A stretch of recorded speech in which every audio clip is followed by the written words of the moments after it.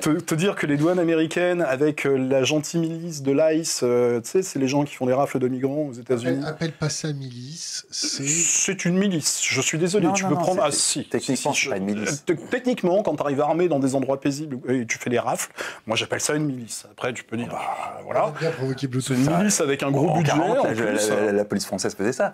Non, non, On appelle ça une milice quand même. non, c'était la police française. Non, c'est pas une milice. Il y a des milices aux États-Unis. Et d'ailleurs, c'est un droit constitutionnel de se constituer en milice aux États-Unis. Faut pas. Le second amendement, c'est le droit à se constituer en milice. C'est pas juste le port d'armes. Donc c'est une culture très très différente. Il faut pas très très très différente. Surtout quand tu touches au second amendement. Déjà le premier amendement, il y a un gros cultural gap avec la liberté d'expression à la française. Mais alors le second amendement, c'est même pas un cultural gap. C'est un fossé. Ils ont le droit de se constituer en milice. Ils ont le droit d'avoir des armes. Ce qui nous dépasse totalement. ICE. Je sais que ça t'emmerde, mais c'est pas une milice. Et il y a des milices. Les Proud Boys, ça, c'est une milice. Mais les Proud Boys sont dans l'ICE. Mais tu peux tout à fait être dans une milice le soir et dans un. Oui, je vois ce que tu veux dire, d'accord. Donc c'est une milice avec un badge. Mais c'est une milice avec un badge officiel d'État. On n'est pas du tout à l'abri qu'il y ait des vraies milices qui assurent l'ordre aux États-Unis. Ça pourrait venir un jour. L'assassinat de Charlie Kirk. Des gens qui vont faire des listes, qui vont à la chasse. C'est déjà le cas. Oui, mais ça fait des années et des années qu'on a ça aux États-Unis, la cancel culture. Et il se trouve que le fait que les républicains débarquent au pouvoir change rien du tout. Ils ont pris ce pli de la cancel culture et ils continuent sur la cancel culture. L'erreur, ça a été de penser que c'était un truc qui était exclusivement lié aux woke démocrates. Pas du tout. Absolument pas. Là, on a clairement la démonstration que c'est un pli culturel qui a été pris aux États-Unis où désormais on peut être pourchassé, alors non pas par l'État, mais par des organisations para-étatiques, on va dire, ou grassroots, qui vont détruire ta vie parce que tu as osé exprimer une opinion. Mais objectivement, combien de vies d'antivax ont été détruites en France par nos propres milices? Et là, pour le coup, c'est vraiment des milices.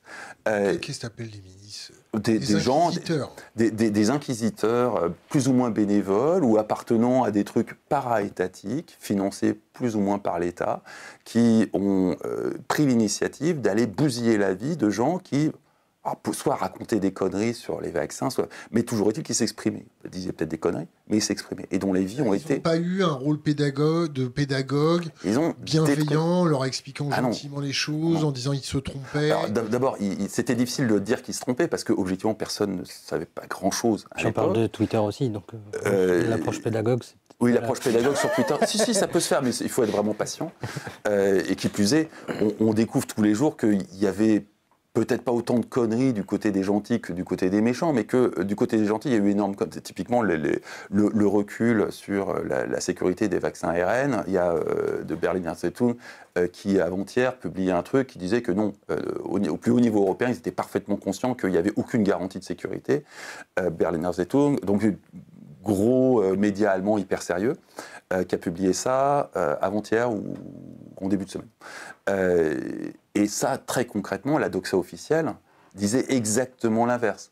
Donc très concrètement, si à l'époque, un couillon anti-vax osait dire qu'on n'avait pas de recul sur ces vaccins-là et que potentiellement ça pouvait être gênant... Même si on émettait l'hypothèse que ça sortait d'un labo. Ou qu'on émettait l'hypothèse que ça sortait d'un labo, non seulement son compte sautait, mais sa vie pouvait être... Si jamais le mec avait vraiment une vraie influence, il pouvait être totalement détruit, exactement sur les mêmes modalités que ce qu'on voit aujourd'hui aux États-Unis avec Charlie Kirk.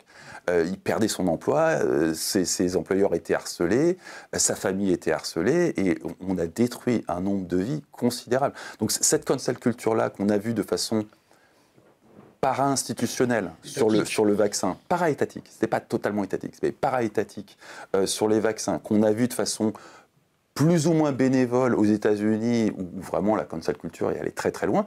On la retrouve aujourd'hui avec Charlie Kirk du côté des Républicains. On la retrouvera demain en France s'il y a une alternance radicale de pouvoir. C'est un pli sociétal qui a été pris. Il y a un effet cliquet, ça restera. Ça n'est pas du tout une caractéristique de la gauche woke américaine ou la gauche bisounours française, enfin bisounours pas vraiment, mais la gauche française qui elle aussi s'est vautrée dans la cancel culture. C'est un phénomène de société qui est là pour durer, qui restera après.